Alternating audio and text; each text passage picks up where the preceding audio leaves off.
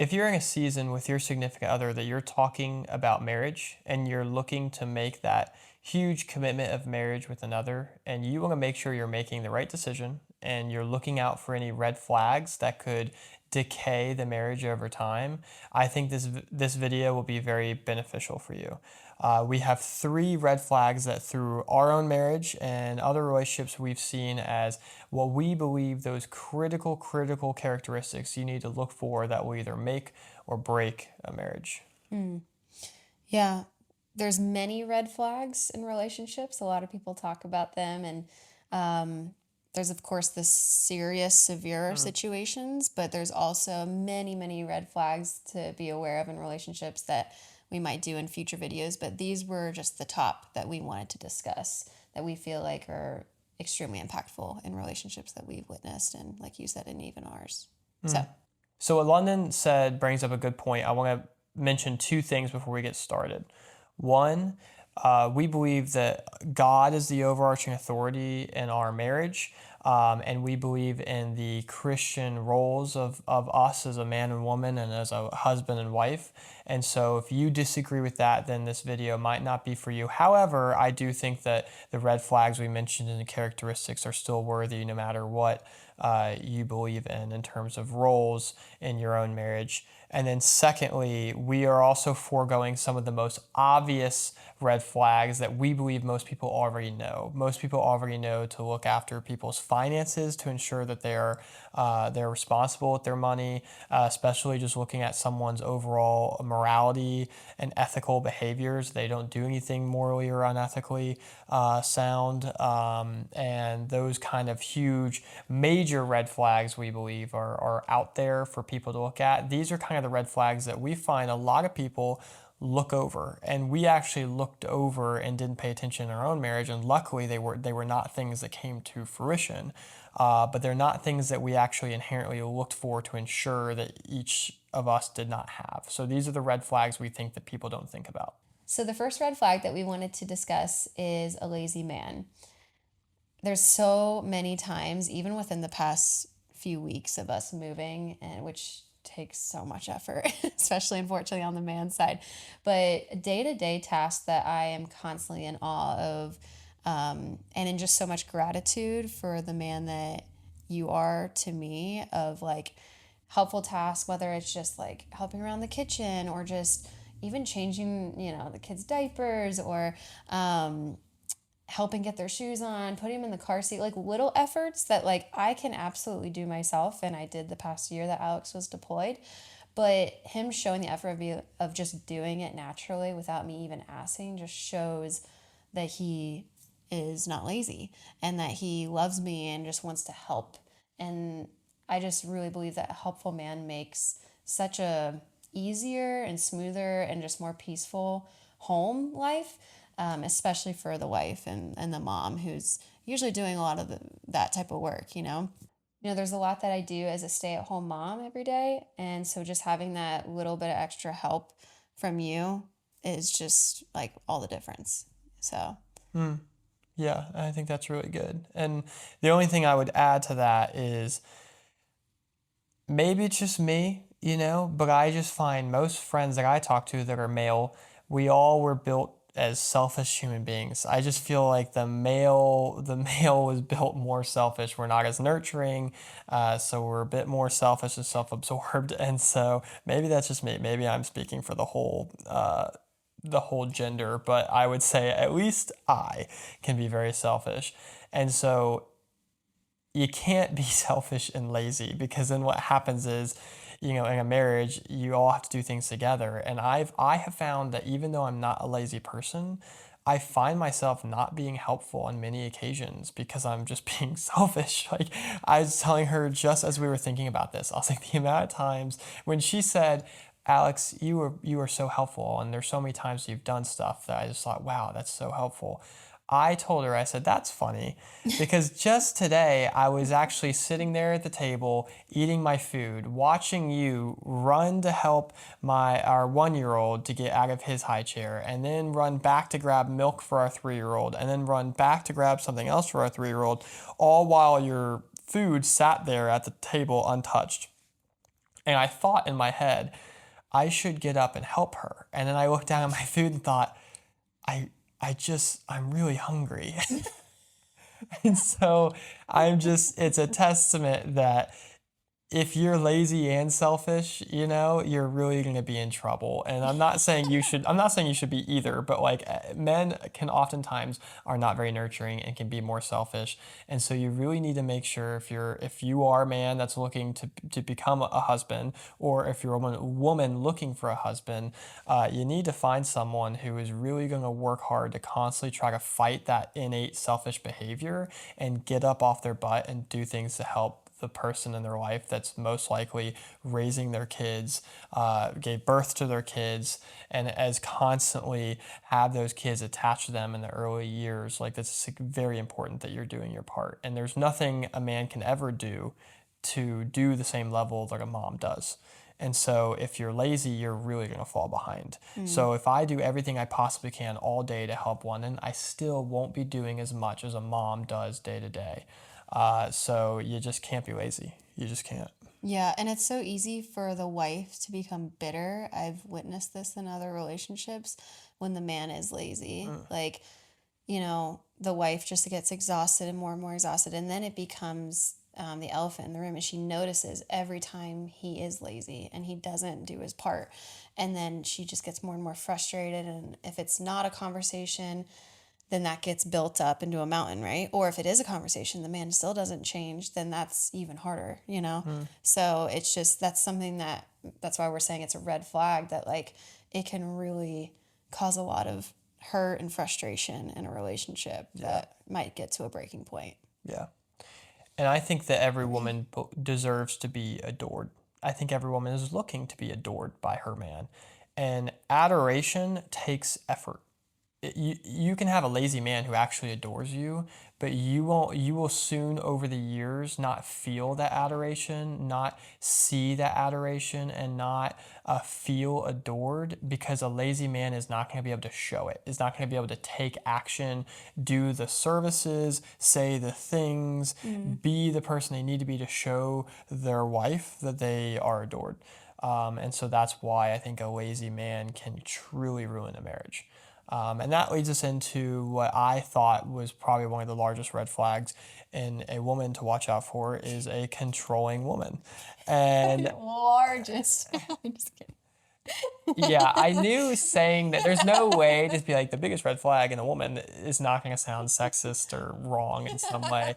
But I took the lazy man. I took the lazy man. And so just as she says that the worst trait in a man is laziness, I think one of the worst traits that can really harm a marriage in a woman is controlling behavior. And the reasoning is, just as I feel every woman needs to be adored, and therefore a lazy man cannot do the things he needs to do to show that adoration, I think that every man needs to feel respected. And when someone is controlling, it makes that man not feel respected. Anyone, when they feel controlled by someone else, whether you're controlled by your parents, whether you're controlled by your boss, that controlling behavior makes you feel disrespected. Makes you feel like, at least, even if it's not disrespect, that you're not respected. And what it does also is a man needs confidence. And I know women need confidence too, but men are much more sensitive than people will let on. A man needs to feel respected and needs to feel confident in himself. And if he has someone who is controlling every single thing they do, then they will lose confidence in themselves and they will become an unconfident, a not confident man. Yeah. And I think that will decay a marriage, because not only is that harming the man's lack of confidence will then further harm the marriage. That's why I chose controlling behavior as one of the largest red flags to look for in a spouse if you're a man looking for a wife. Because you need to know that you can find someone who is going to show you that they respect your opinions, they trust you and your ability to make decisions, and that will allow you to have confidence, because everyone goes in life where they hit obstacles and they hit seasons that knock down their confidence, and they need their spouse to help them and not further that season. Yeah. When I'm in a season where maybe my boss is hard on me, or I feel bad at my job, or I'm going through a bad season, the last thing I need is a controlling wife that's going to make it more clear to me that I can't even have confidence in my own home. I need, after a hard day to work, to come home to someone who reminds me, oh, I am my own person. I am confident, and there's someone who believes in me and trusts me. I think trust is a huge like keyword there. Yeah. Like trust, when a woman doesn't trust a man, it not only like breaks that trust for her in him, but then like you said, it breaks the trust in him for himself. Like to then in the future not trust any decision making or like any action that he takes, that it's the right choice. Yeah. You know?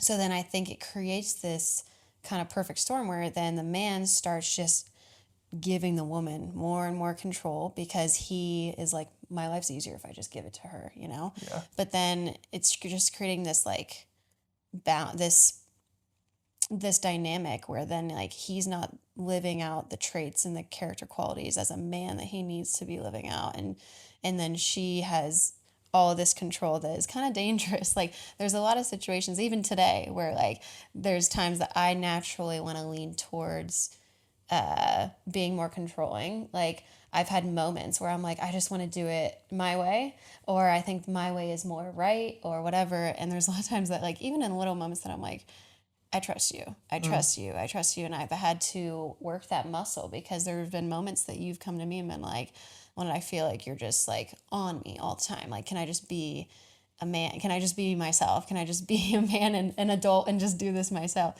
And even this past week, the past few days, like you said to me in a loving way. But like, you know, there's moments that I'm like, oh, you're right. Like, it's like he has to hold me accountable, which we'll touch on that.